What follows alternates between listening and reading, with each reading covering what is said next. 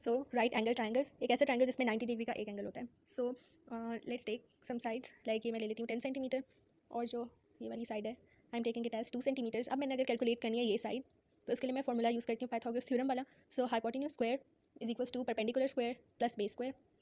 सो अब यहाँ मेरे पास परपेंडिकुलर बेस और हाइपोटेन्यूज है. कौन सी मैं किस तरह से मार्क करूँगी? जो side opposite to the 90 degree angle होती है वो हमेशा हाइपोटेन्यूज होगी. और इस केस में मुझे कोई एंगल्स नहीं गिवन, तो मैं बेस और परपेंडिकुलर कोई भी लूँ तो मेरे पास आंसर सेम आ जाएगा. So I am taking this as the base और इसको परपेंडिकुलर ले लेती हूँ क्योंकि यहाँ एंगल्स मेंशन नहीं है. So let's solve. Hypotenuse square is equals to perpendicular 2 है, सॉरी मैं तो कुछ भी ले लेती हूँ, 10 square plus 2 square. So hypotenuse square is equals to 100 plus 2 square is 4. So hypotenuse square is equals to 100 plus 4 is 104. So अब मैंने हाइपोटेन्यूज चाहिए, मुझे उसका स्क्वायर नहीं चाहिए, तो मैं दोनों साइड्स पे अंडर रूट ले लूँगी ताकि स्क्वायर कैंसिल आउट हो जाए. So hypotenuse is equals to under root 104. तो मैं कैलकुलेटर से सॉल्व करूँगी एग्जैक्ट वैल्यू के लिए. Under root 104 is equals to 10.2 centimetre. हमेशा जो हाइपोटेन्यूज होती है वो दोनों लेंथ से ज़्यादा आनी चाहिए. अब मैं एक और ट्राइंगल ड्रॉ कर रही हूँ. फॉर एग्जाम्पल दिस वन, ये मेरा 90 डिग्रीज़ का एंगल है. ओके और ये मैं ले लेती हूँ 40 degrees. A B C label कर लिया मैंने. Okay and this is 4 centimetres और दिस इज़ 40 डिग्रीज. ठीक है. सो अब मैंने कोई भी और साइड्स वगैरह फाइंड करनी है, कोई एंगल भी फाइंड करना है, वो मैं इजीली कर सकती हूँ. लेकिन मैं एक फॉर्मूला भी यूज़ कर सकती हूँ, साइन कॉस एंड टैन्स के. सो ये हमारे पास हाइपोटेन्यूज थी तो मेरे पास फॉर्मूलाज हो जाएंगे. Sine theta is equals to perpendicular divided by hypotenuse. Then we have cos theta is equals to base divided by hypotenuse. And the last one is tan theta which is equals to perpendicular divided by base. So we can memorize it as some people have curly brown hair through proper brushing. सो अब यहाँ पे मुझे for example hypotenuse को calculate करना है. मैं कौन सा फॉर्मूला यूज़ कर सकती हूँ? ये जो एंगल के ऑपोजिट चीज़ होती है इसको हम परपेंडिकुलर कहते हैं. हमेशा एंगल के ऑपोजिट वाली लेंथ परपेंडिकुलर होगी और जो दूसरी स्ट्रेट लाइन होगी वो बेस हो जाएगी. सो साइन थीटा यूज़ होगा. Sine 40 degrees is equals to perpendicular 4 है, हाइपोटेन्यूज हमने कैलकुलेट करना है. सो अब हम इसे रीअरेंज करेंगे. So sine 40 multiply by hypotenuse is equals to 4. So अब हाइपोटेन्यूज कैलकुलेट करना है तो साइन 40 डिनोमिनेटर में आ जाएगा.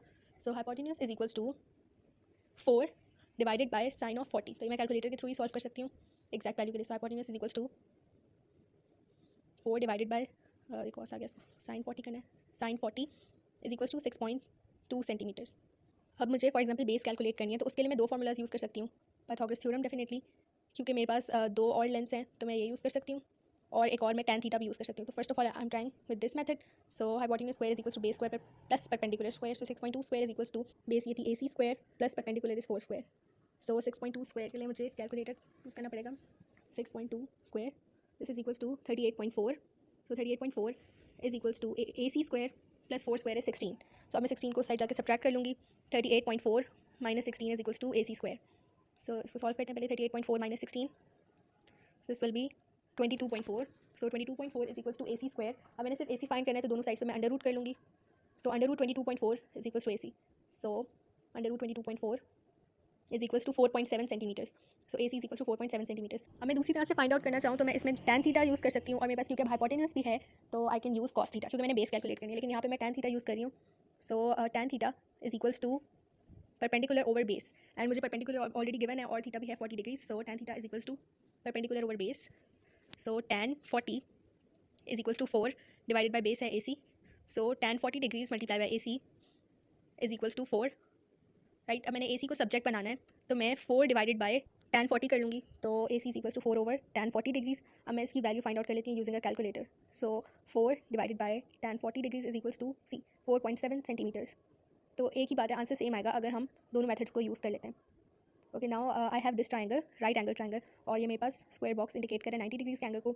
ये 4 सेंटीमीटर आ गई, ये 3 सेंटीमीटर्स और ये 8 सेंटीमीटर्स. मुझे इसका अगर एरिया कैलकुलेट करना है उसके लिए मैं फॉर्मूला यूज़ करूँगी. Area is equals to 1/2 into base into height. अब मुझे कैसे पता चलेगा बेस और हाइट कौन सी है? बेस और हाइट में कोई सी भी यूज़ कर सकती हूँ, लेकिन मैंने 90 डिग्री के जो साथ वाले दो लेंस है मैं वो यूज़ करूँगी. जो ऑपोजिट है हाइपोटेन्यूज इसमें बिल्कुल यूज़ नहीं होगा. So this is the base and this is height. So 1/2 into 3 4 is 12 and 1/2 into 12 is 6. So 6 centimetre square is my area.